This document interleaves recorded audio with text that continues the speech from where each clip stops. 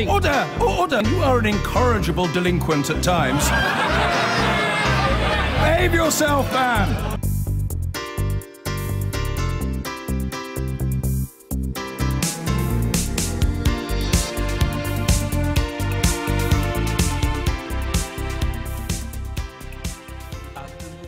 Now, the government's emergency committee, that's called COBRA, is meeting this morning to get the latest on the suspected poisoning of a former Russian double agent. Sergei Skripal and his daughter Yulia have spent a third night in a critical condition in hospital after being found unconscious in Salisbury on Sunday. Our reporter Andy Moore is outside the Cabinet Office where that emergency meeting is taking place. Andy, any new developments yet? Do we know what's being decided?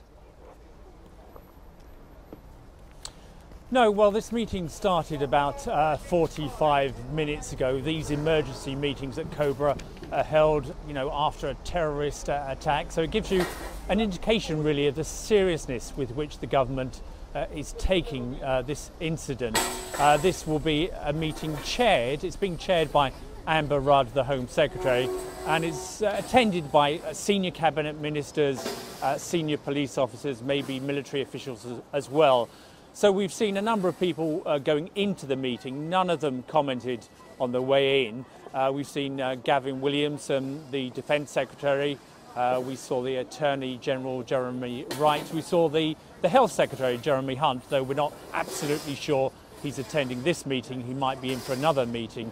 Boris Johnson, the Foreign Secretary, we believe, went into the office behind me via Downing Street. So we're expecting perhaps the meeting to last an hour or so. We think we might get a readout from Amber Rudd, the Home Secretary, in the next half hour or so. Whether it's a meeting to decide what to do or a meeting just to hear about information in the case, I think it's probably the latter. It's probably just an update from police on what is happening with the investigation.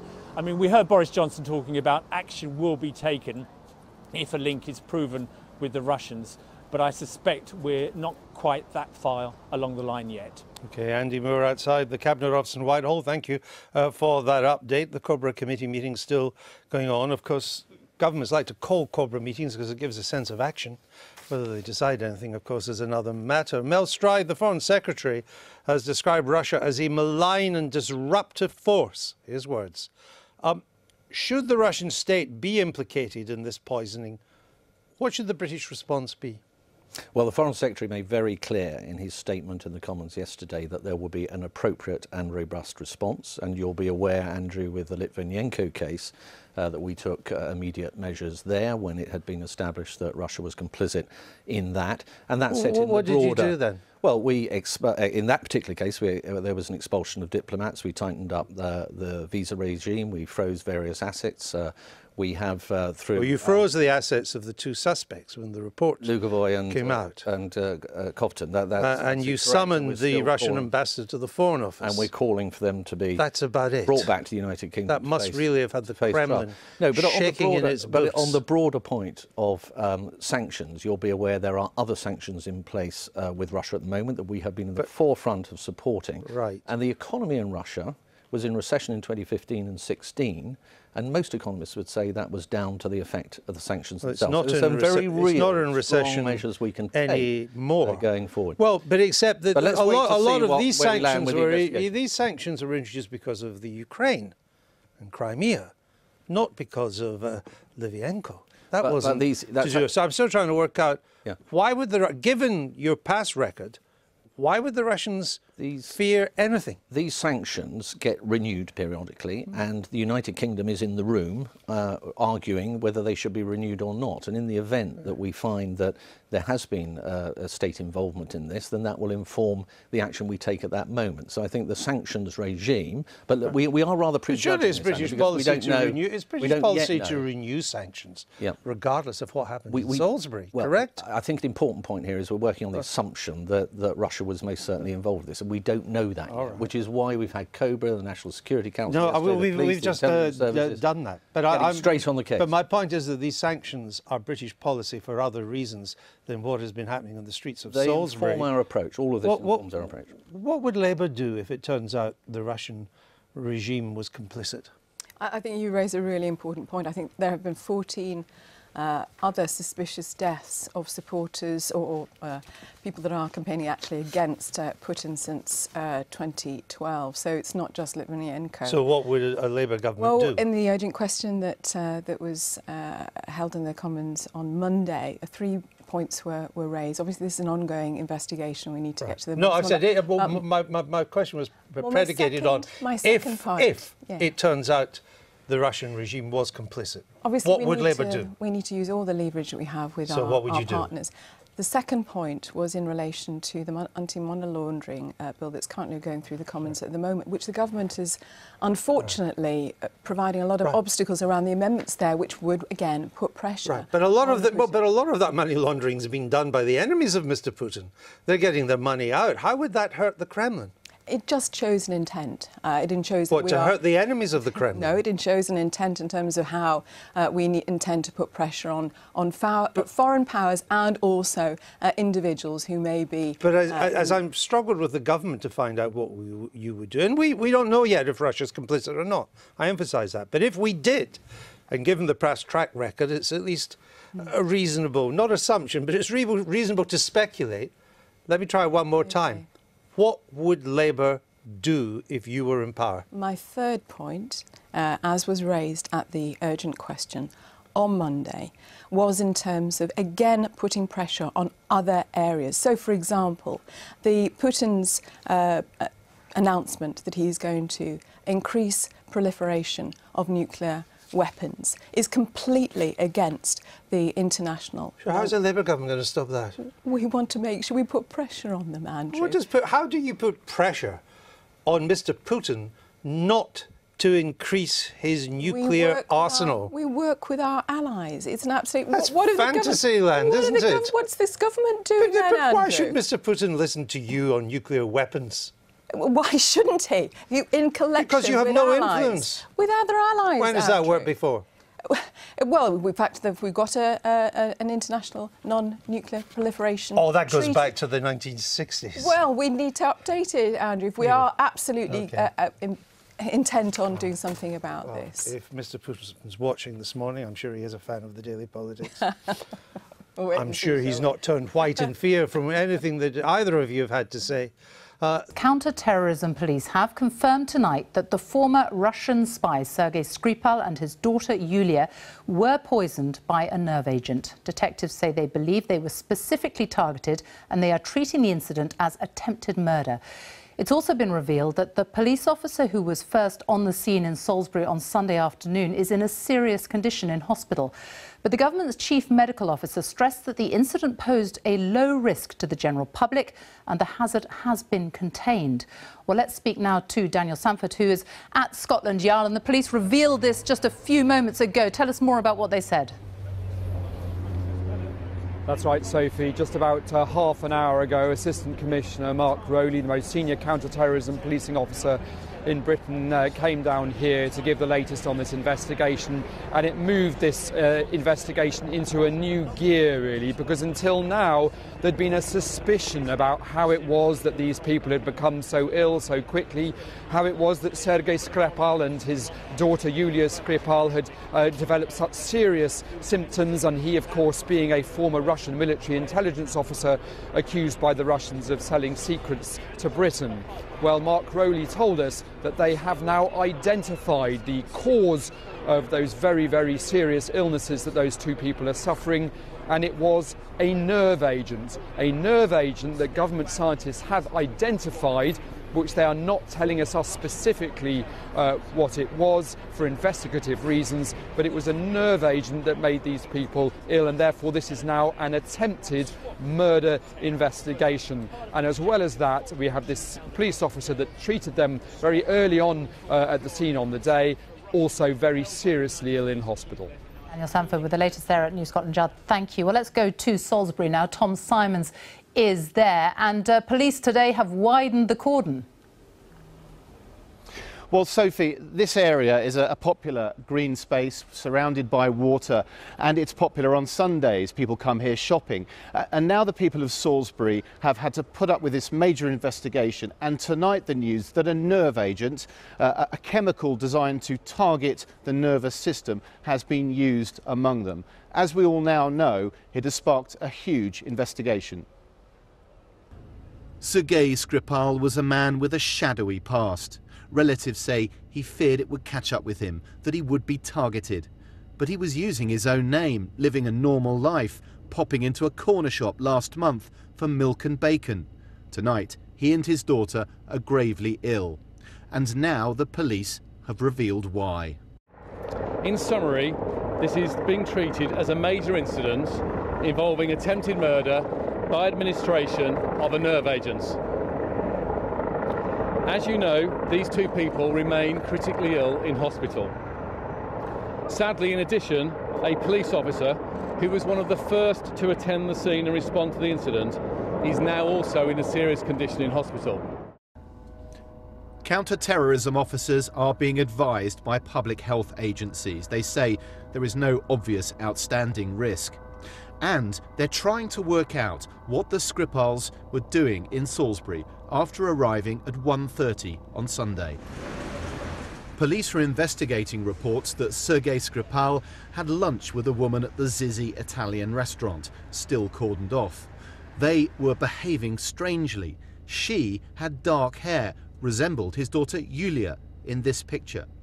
But police have already seized this CCTV footage from just before 4 p.m. A man and a blonde-haired woman heading towards the area where the Skripals were taken ill on a park bench.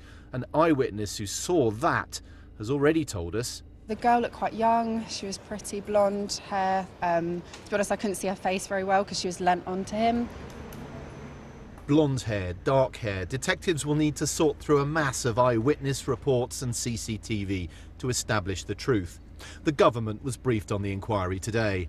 We need to keep a cool head and make sure that we collect all the evidence we can, and we need to make sure that we respond not to rumour but to all the evidence that they collect, and then we will need to decide what action to take. But life in central Salisbury is now dominated by the response to the suspected poisoning. At lunchtime, this, after a woman appeared to have been taken ill at the offices next to the Zizi restaurant. Police would not discuss why there was such a huge emergency response. But with 2 lives in jeopardy at the local hospital, it is clear why the risk has to be taken seriously. Tom Simons, BBC News, Salisbury. Well, our security correspondent Gordon Carrera is with me now. This obviously raises yet more questions about who could have been behind it. Well, this is a very significant moment because nerve agents are not easy to manufacture. They're dangerous to manufacture. They're complex to manufacture. This is not something that, for instance, a criminal would use or even an organised crime gang would use. Nerve agents are typically, not always, but typically produced by countries, by states, and a relatively small number of states. So you can immediately see why this narrows the focus of the inquiry. Now, government officials are still being very cautious to not say that it's definitely Russia. You can see why they don't want to get ahead of the facts. They may know which nerve agent it was. That may help them to narrow that down even further and focus it. But they do not want to get ahead of what the facts are showing them in terms of who it is, because when it does come to saying who they think is behind it, they want to be sure that they have a significant body of evidence and proof, because especially now with a police officer also having been affected by this, the pressure will be on to take significant action. But certainly this increases the likelihood it was a state, and certainly Russia continues to be the most likely culprit. Gordon Carrera, thank you. So police have confirmed tonight that the former Russian spy Sergei Skripal and his daughter were poisoned by a nerve agent. Both the victims, they said, were specifically targeted in an attack which is now being treated as attempted murder. An officer who was one of the first on the scene in Salisbury was now also in a serious condition in hospital. And the Duke of Cambridge, who's president of the Football Association, has reportedly said tonight he has no plans to attend the World Cup to be held this summer in Russia. Our chief correspondent Alex Thompson has the latest. In the past 2 hours, the Metropolitan Police counter-terrorism chief says they now know what caused a supposedly former Russian spy and his daughter to collapse on a park bench in Salisbury on Sunday afternoon. In summary, this is being treated as a major incident involving attempted murder by administration of a nerve agent. As you know, these two people remain critically ill in hospital. Moreover, the Russians are not, it seems, the only victims of this nerve agent attack. Sadly, in addition, a police officer who was one of the first to attend the scene and respond to the incident is now also in a serious condition in hospital. Wiltshire Police are, of course, providing every support to his family. Police say they have secured all the sites visited by the two Russians that day in Salisbury. They clearly see this as a targeted attack, and officials stress tonight the wider threat to the public health in the area is low.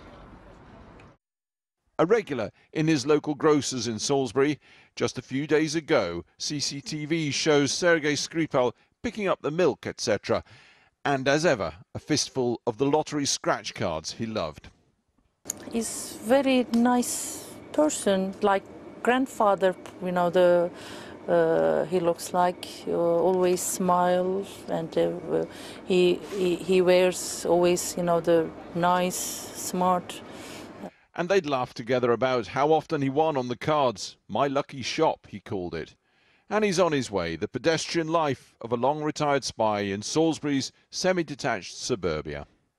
Or was it? Fellow Russian exile Valery Morozov told Channel 4 News he met Sergei Skripal several times. He claims Mr. Skripal was working, not retired, and in regular contact with military intelligence officers at the Russian embassy. I say that if you have a military intelligence officer, a Russian military intelligence officer, working in the Russian diplomatic service, living after retirement in the UK, working in cybersecurity, and every month going to the embassy to meet military intelligence officers, for me, being political refugee, it is either a certain danger or, frankly speaking, I thought that this contact may be not very good for me because it can, you know,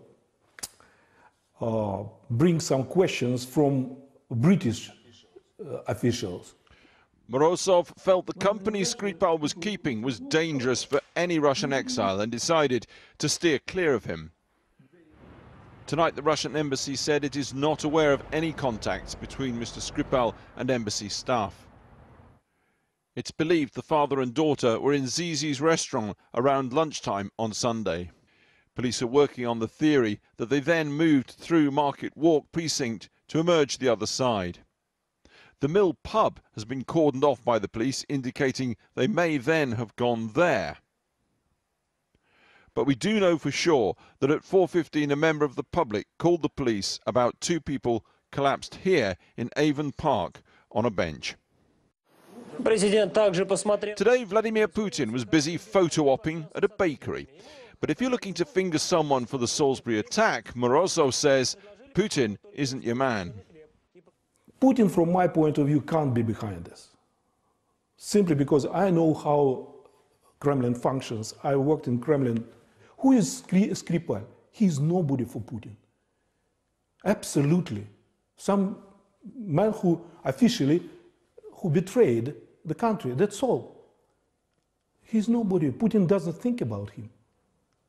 So there is anybody in Kremlin, there is nobody in Kremlin who is thinking about former military intelligence officer who was nobody.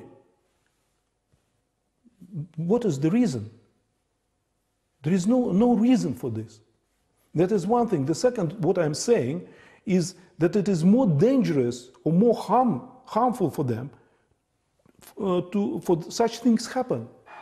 That's because with Putin storming to victory in the coming elections, winning the war in Syria, hosting the World Cup in June, why create a crisis in Salisbury? Well, so goes the theory. In Moscow, the Foreign Affairs spokesman Maria Zakharova said stories of Kremlin involvement were a made-up provocation designed to make relations between Russia and the UK even worse. Here, at Prime Minister's questions, Theresa May talked of our big threat, apparently red-carding some suits from their World Cup jamboree. It might be appropriate for the government to look at whether ministers and other dignitaries should attend the World Cup in Russia. A move, you have to say, likely to elicit little more than a shrug in Moscow. Alex Thompson reporting. Well, earlier I spoke to chemical weapons expert Hamish de Bretton-Gordon. I began by asking him if the use of a nerve agent indicates state activity. Yes, I think it does. Nerve agent is not something that you can knock up in your back shed. I would expect that if this is nerve agent, we don't know which one yet, it has probably come from a government state that has a chemical weapons program and the ability to make it. Is the fact that a third person, the policeman, was seriously affected, does that indicate that it was ham-fistedly applied or that it was so toxic that this was inevitable? It's difficult to say. There is always a big problem with secondary contamination with nerve agents. In the doctors that I support in Syria, in the sarin nerve agent attacks we've seen in Ghouta, many of our first responders have succumbed to secondary contamination. In fact, in 2013, sadly, we lost 7 doctors from secondary contamination. So that is the issue if you don't know what you're dealing with. However, there is a very good antidote, atropine, which Porton Down will have, and hopefully they've administered that to the casualties in this case, and hopefully they will recover. Now, if it is so toxic, I mean, can it be tracked in its transport? Is there a chance that they might be able to find a plane that the individual travelled on, or is there any way of tracking it? Well, there is a way of doing what we call chemical attribution, because these things are all made in a particular way. And if, for instance, it's the Russians, no doubt Porton Down will know how the Russians make their nerve agent and will be able to do a match. However, it's not like radiological isotopes like polonium-210 that kill Litvinenko, that leave a trail all over the place. But we should be able to work out who made this particular substance. Well, now joining me now is Sir Andrew Wood, former British ambassador to Russia and associate fellow of the Russia and Eurasia programme at Chatham House. Sir Andrew, I think particularly what the expert said just then, it does sound as if this is a state operation. It's really hard to think it's anything else. I mean, there's a certain fluid line between the criminal world and the state world in Russia.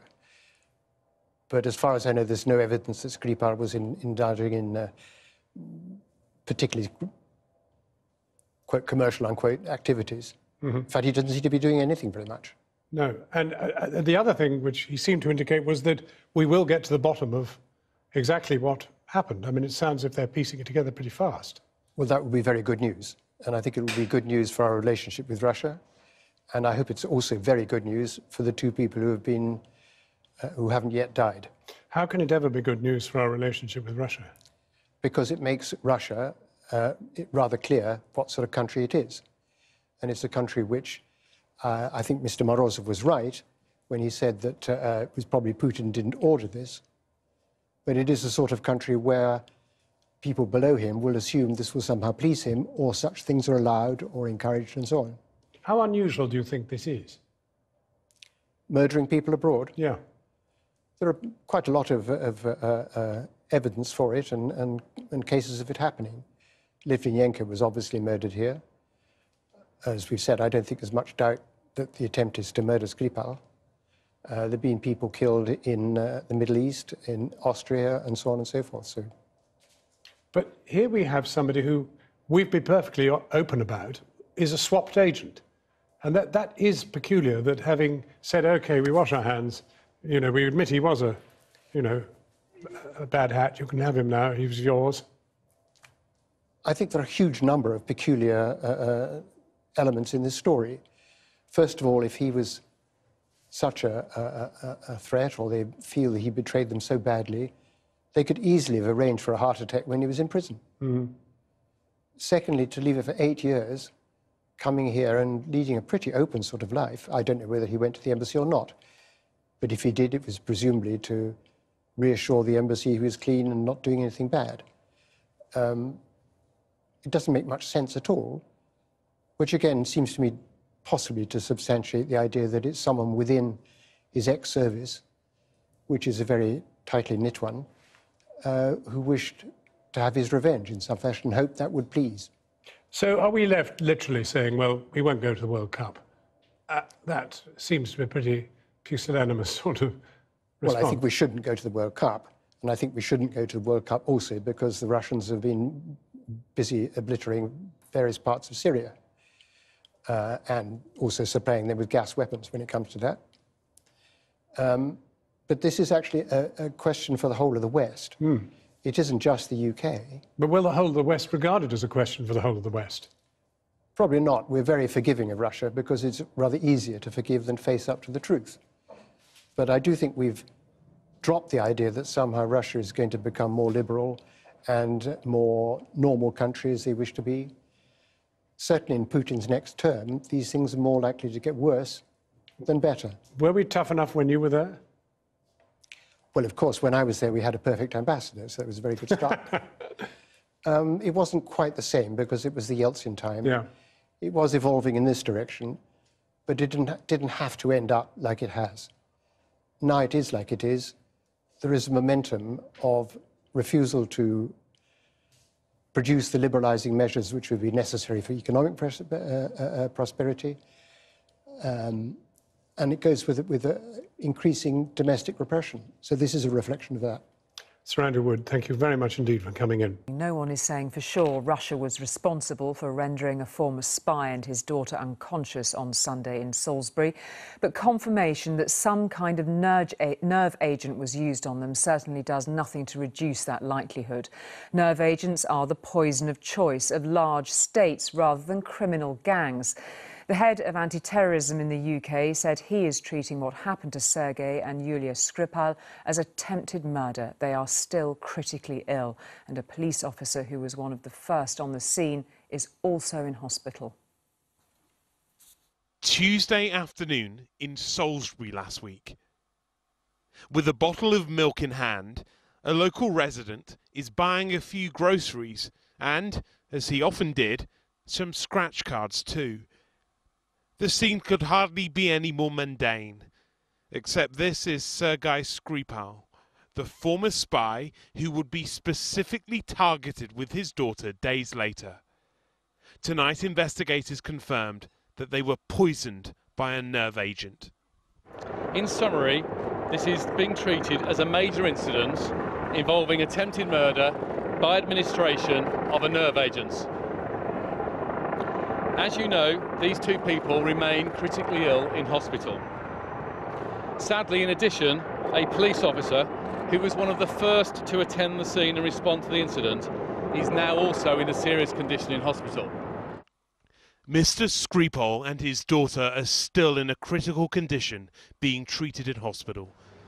The investigation is growing, the police cordon expanding. New buildings were included today. But a fellow Russian exile says there might be more to this investigation. Several times he met Mr. Skripal, who he claims was in regular contact with military intelligence officers at the Russian embassy. Dangerous company, he thought. Living after retirement in the UK, working in cybersecurity, and every month going to the embassy to meet military intelligence officers.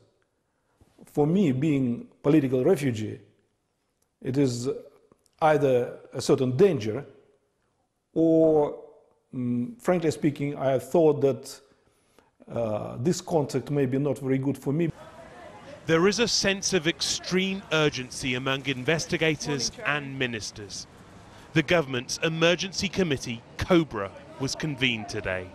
This is likely to be a lengthy and ongoing process.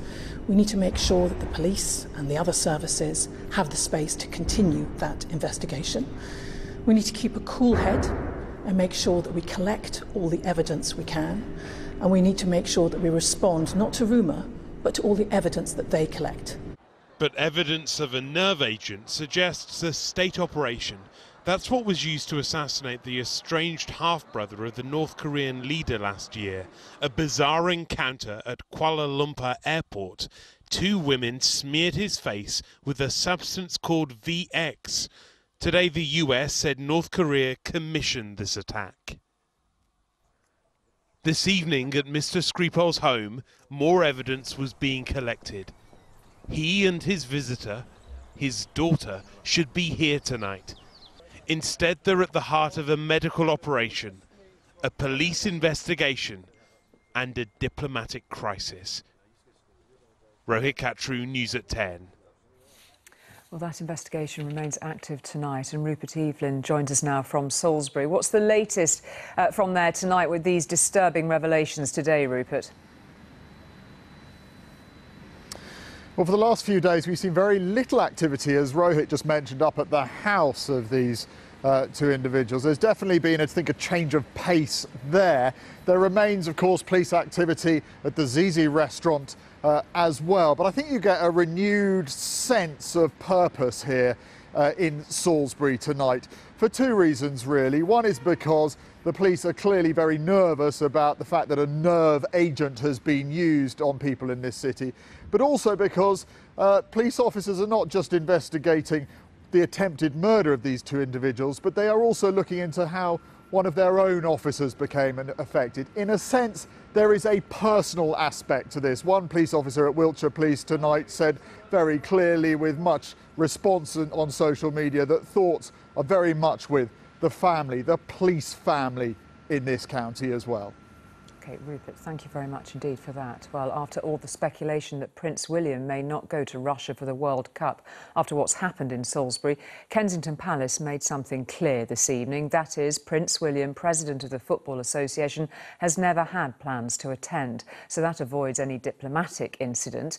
In Russia today, they are sticking to their story. The events in Salisbury, they say, are nothing to do with them. In Russia, there is more attention on the World Cup than events in Salisbury. The tournament begins in 99 days. Tonight, it was confirmed that Prince William, President of the Football Association, will not be attending. It's too early to say if that will be seen as a snub here. He didn't go to the last one either. But the idea of Russian involvement in the Skripal attack certainly provokes official indignation. This is developing in the usual way, she said. There are traditional values that appear. This campaign clearly demonstrates a made-up story, and we can only call it a provocation to make our relations even worse with that country. When he's done promoting the football, Vladimir Putin is almost certain to be re-elected president next week. Putin loyalists deny Russia would carry out such an attack. Russia can attack by force only terrorists. We are normal country of the 21st civilization. So we don't kill our political opponents. You don't think there's no chance. No chance at all. It could be some kind of Russian criminal groups. The revelation that nerve agent was involved makes that theory harder to sustain. And the earlier killing of Alexander Litvinenko means Russia will always be a suspect, according to more independent analysts.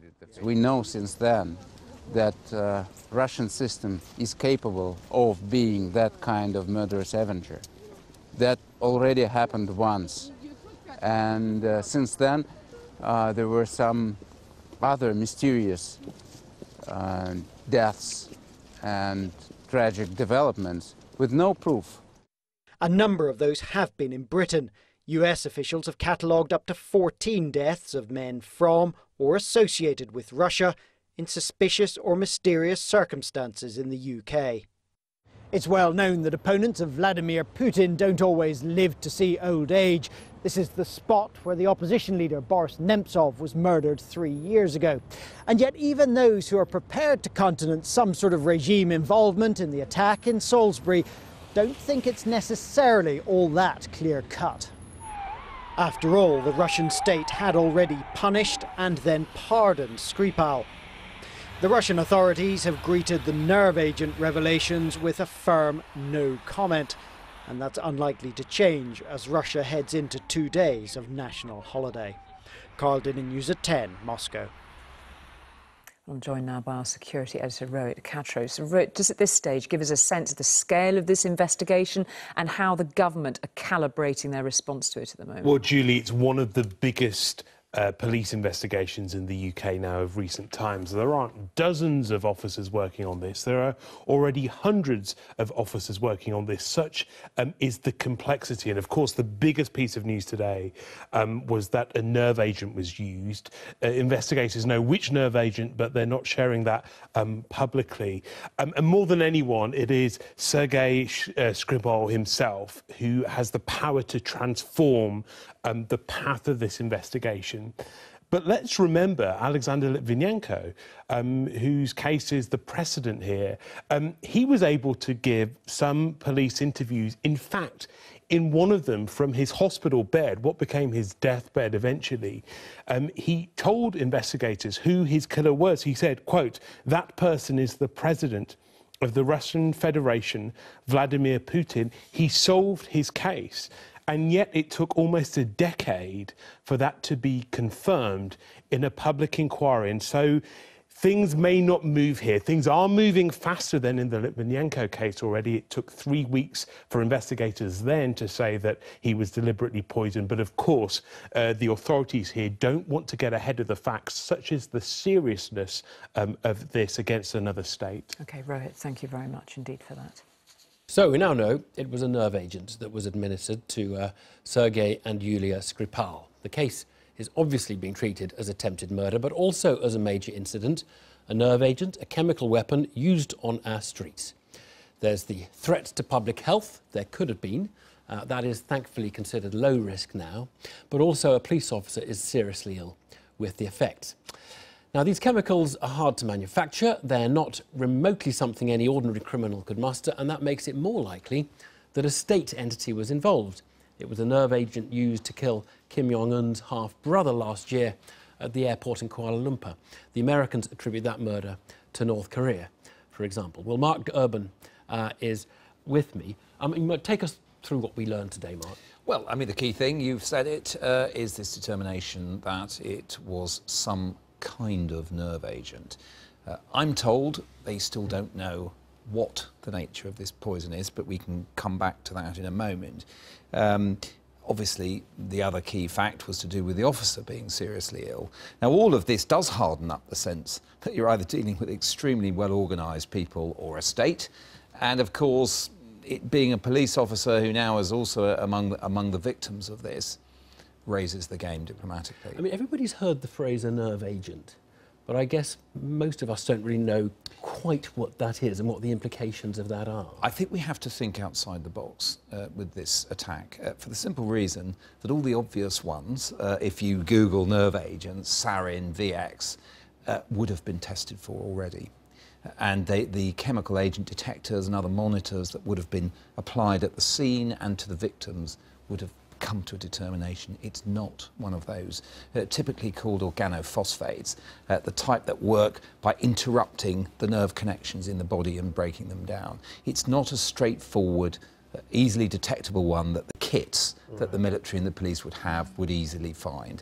So what is it?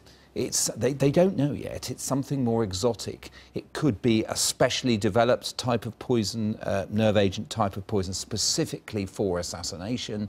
It could be something even like a synthetic form of snake venom or shellfish toxin, which is a naturally occurring thing which can interrupt the way the nervous system works, but could be synthesized as an assassination weapon.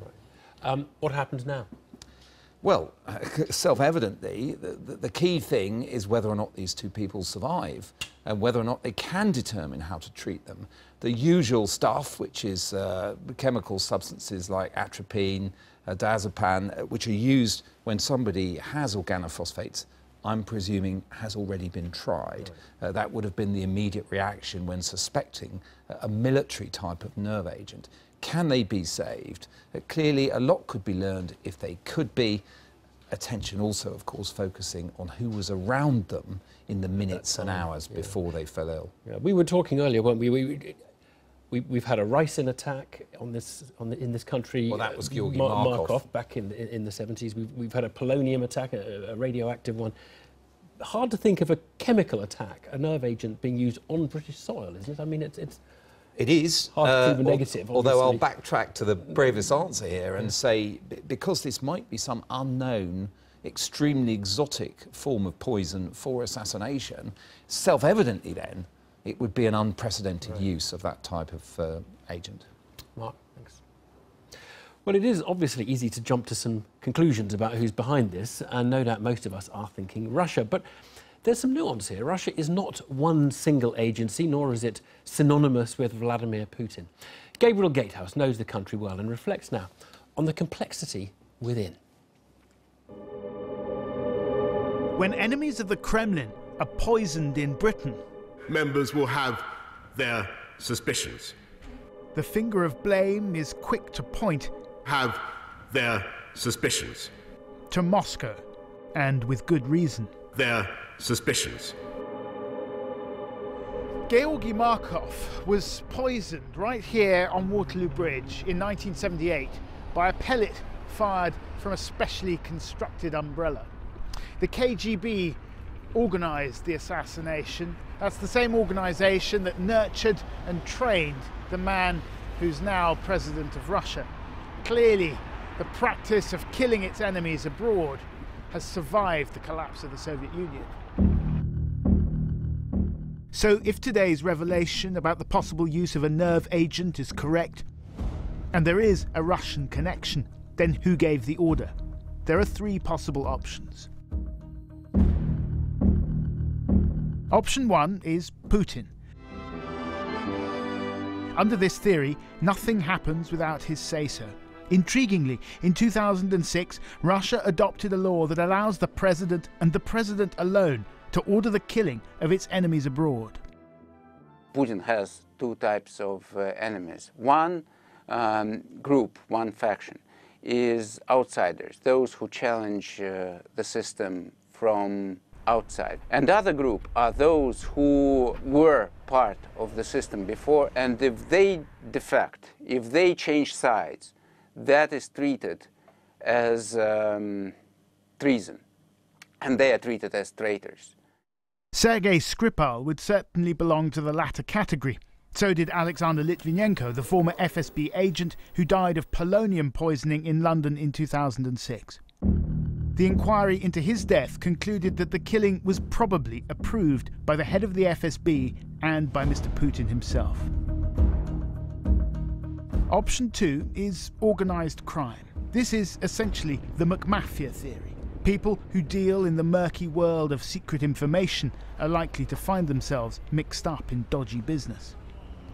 The McMafia drama series, in which Russian gangsters use London and Britain more generally to launder money and settle scores, is, according to a minister last month, very close to the truth.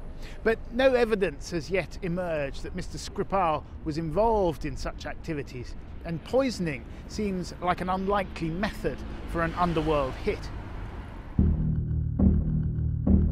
Option three is it's complicated. The Kremlin is not a monolith. There are different weaponized factions, armies, groups connected to the Russian state, to the power, that use this force, to intimidate their own opponents. When the opposition politician and Putin critic Boris Nemtsov was murdered just yards from the Kremlin walls, many in the West assumed Putin himself must have been behind it. But in Russia, they know things are a little murkier. The tragic story of Boris Nemtsov at least suggests that not every deadly order comes from straight above. From this perspective, Vladimir Putin was not directly involved. He even most likely didn't know about it until it happened. Could Sergei Skripal, who didn't seem to pose any immediate threat, have fallen victim to similar deadly power games? The truth could be more complicated still. An underworld connection might not preclude the involvement of people with influence in the Kremlin, and rival factions inside the Kremlin operating without direct orders might still be doing so with the knowledge of those at the very top. Details about the type of poison used may give investigators some clues as to the identities of those responsible. It still won't tell us why, or why now. Gabriel Gatehouse there. So where does all of this leave Britain's relations, diplomatic relations with Russia?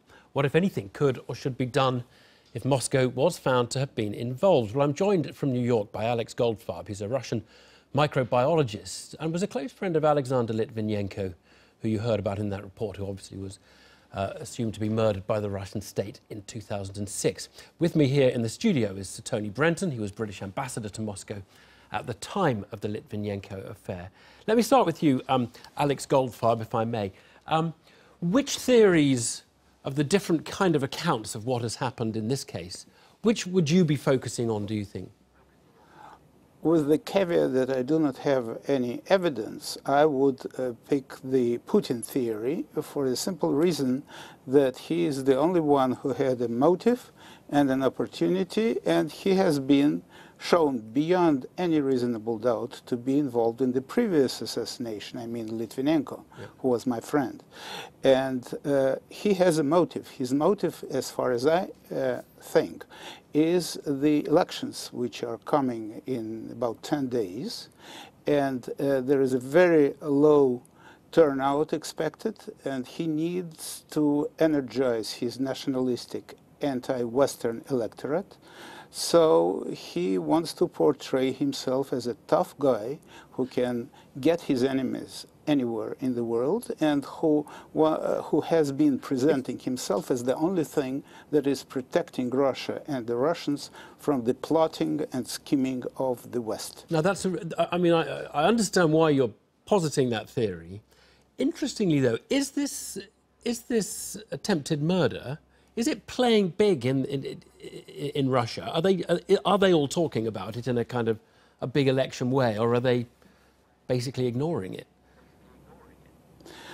Well, it's bound to play high because it's been reported both on national TV and on the internet, and the official response that this is the West who is plotting against Putin, and that's why they killed this guy. The MI6 or MI5 has killed this guy.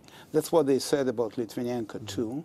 And the other half of the Russians will think that Mr. Putin got the traitor and serves him right.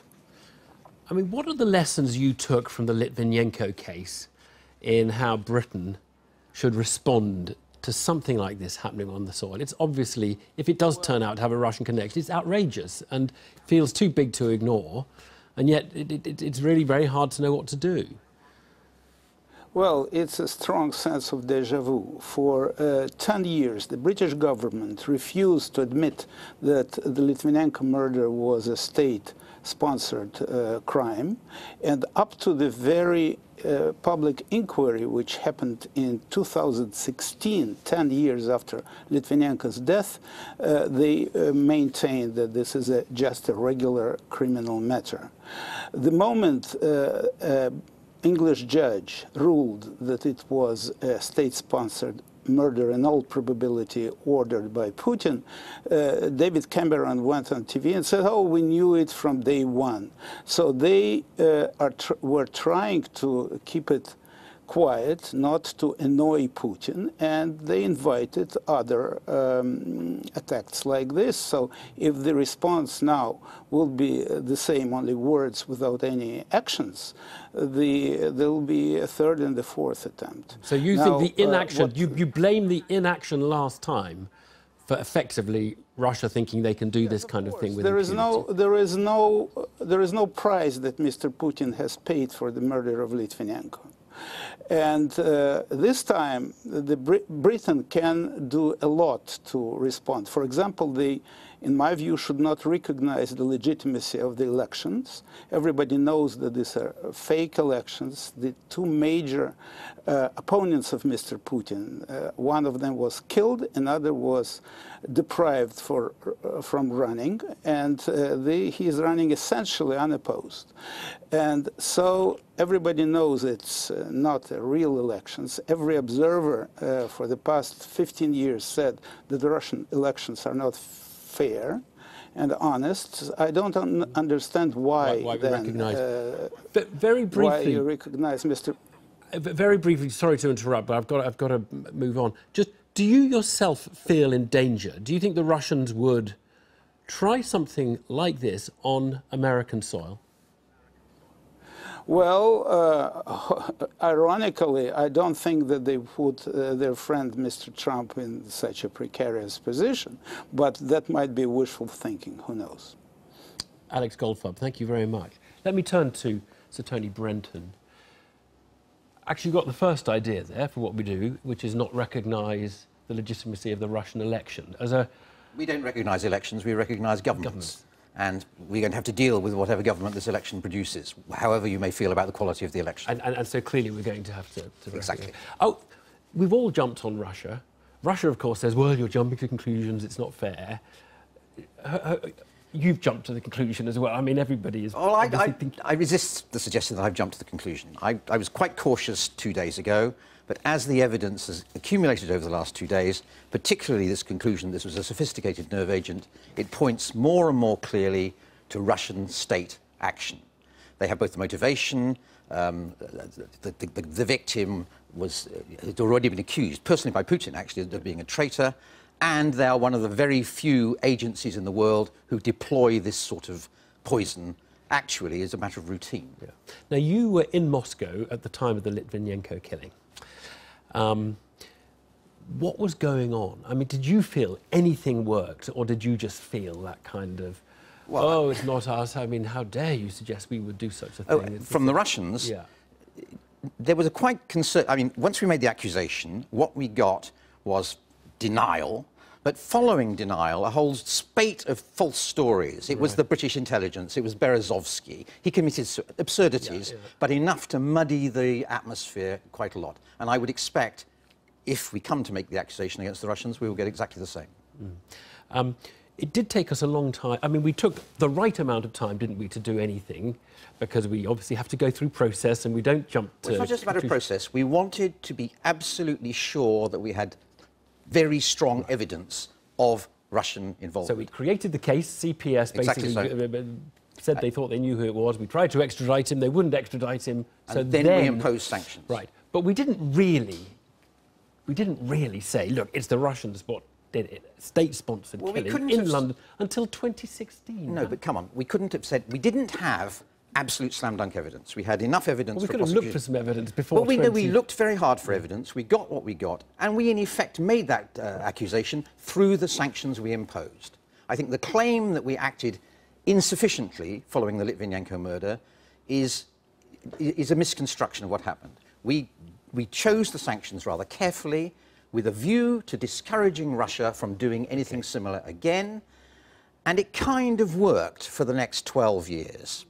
And of course, in those 12 years, the situation between us and Russia has changed dramatically. We've used up a lot of the armoury, and so there's actually it's much harder now.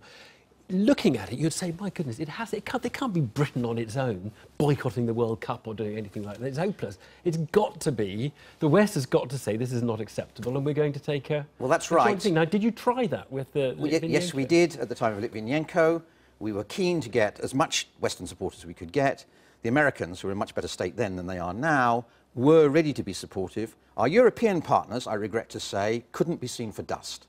They weren't going to have a row with Russia about what they saw as a purely British concern. Seriously, they didn't recognise this is an attack on an international system. They made statements, but we were playing with the idea, for example, of excluding the Russians from the G8, which happened subsequently, and the Germans in particular were entirely negative. What does this tell us about how to deal with thugs and bullies that parade around the world at the moment, do stuff that is unacceptable? You've got to deal with them because they run big and important countries. Evan, And that's a very big question. Let's just focusing on Russia. Yeah. We now have this, what looks like outrage by Russia, and we will have to be seen to react as toughly as we can. But we know that our reaction almost certainly is going to be ineffective. Russia is now enough of a rogue elephant and enough unaffected by what the West has tried to do to go its own way. We will have to react toughly, but in the longer term, the only way to get Russia back behaving rationally is to begin to reincorporate it into sensible international discourse. Isolating it, threatening it, sanctioning it doesn't work. We have to begin to rebuild relations. I know that's not the conclusion anyone wants, but that's where we have to go. So, Tony Brenton and Alex Goldfarb, thanks both. Karen Malone and Stig Abel to take us through the papers, starting with the story that's obviously covering all of the front pages. We're starting off with the Mail, looking at, I think we do have the Mail. It will come up in a second, but obviously the repercussions following on from this attack happening on British soil. It is astonishing. We've heard Boris Johnson today say that we will respond robustly if it looks like this came from Russia or any other country. And we know, we've just been talking before, how will we respond? We can't respond. We're not going to attack them. But this, if these poor people die, and I'm just reading about this nerve gas now, this will be effectively murder on British soil. It will be a murder of a British citizen, apart from the two Russians here, it's the murder of a British citizen. And I'm just reading about this they think it's the first time a nerve gas has been used. I think it's either sarin or something called VX. And it says that these liquids, clear liquids, only a few labs in the world can actually put them together.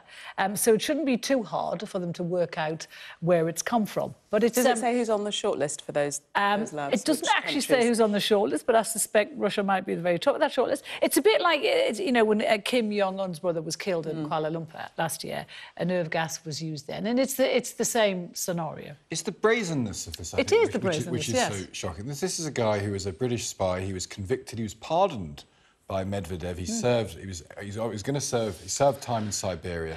He was then swapped for some people who the US had arrested, some Russian spies, and then went to live quietly, it would seem, in Salisbury. And then a long time elapses, and now this takes place. He's a former spy who gets killed with nerve gas on British soil.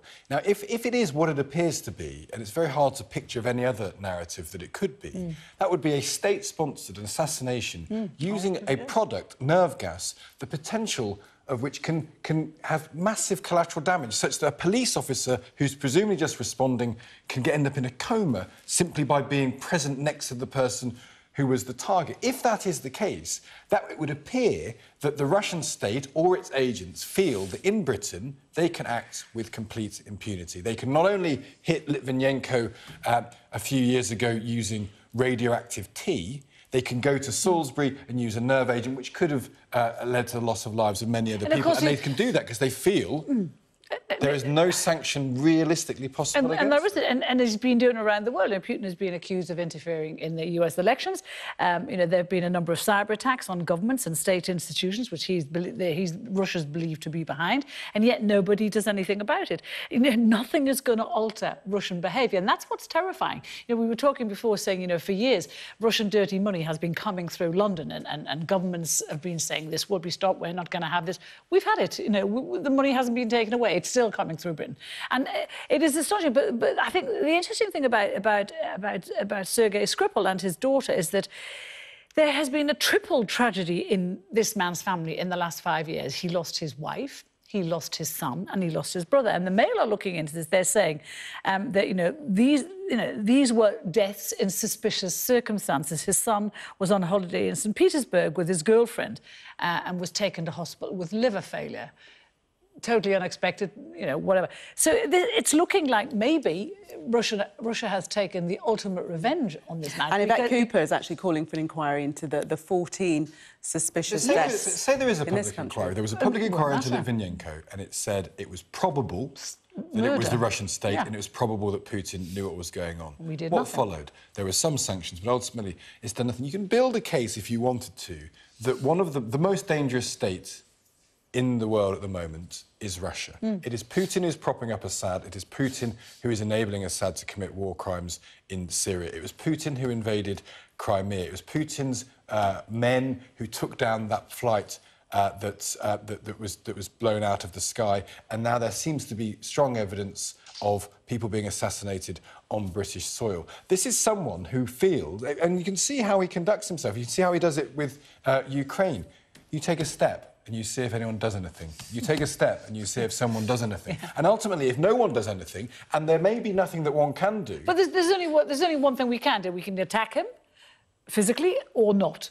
You can issue sanctions till they're coming out your ears and it won't make any difference. That's not going to happen, though, is it? It's not going to happen, that's the point. So he knows he can do whatever he likes with impunity. And he knows that the world leaders will sit round tables and talk and say how dreadful he is and he's got to stop it or there'll be consequences. But he knows there's going to be no consequences because he's done this before. And meanwhile, he's on the Security Council of the UN. So every time the UN says, for example, we need to fix the problem in Syria, we need to stop chemical attacks by Assad, he uses his veto and he stops the action.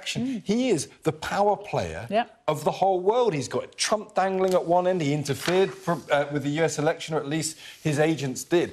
If you're looking at the centre of the spider's web, in almost everything that goes on geopolitically, there is a grinning Russian president at the heart And how of do it. you think that this story plays out in Russia? Because the elections obviously are coming up. I mean, is this positive for him? What it says here in the Express, the page lead is saying that Vladimir Putin raised the prospect of a nuclear holocaust if Russia comes under attack. So already he's anticipating what we're going to do and say about what's happened in this country. And so he's playing the big man of Russia, saying we will attack if anyone attacks us. And the way it works in Russia is people see, generally speaking, what Putin wants them to see. I mean, there's a certain amount of social media. He periodically attacks things like Wikipedia and social media, but ultimately, Russian media is very, very tightly controlled. So they'll either not hear much about it at all, or they'll hear about, more likely, the typical evil West with no hard evidence, blaming Russians for a death that's taken place on British soil. Russia will be seen as more sinned against than sinning. And people in this country will say the same thing. They'll say,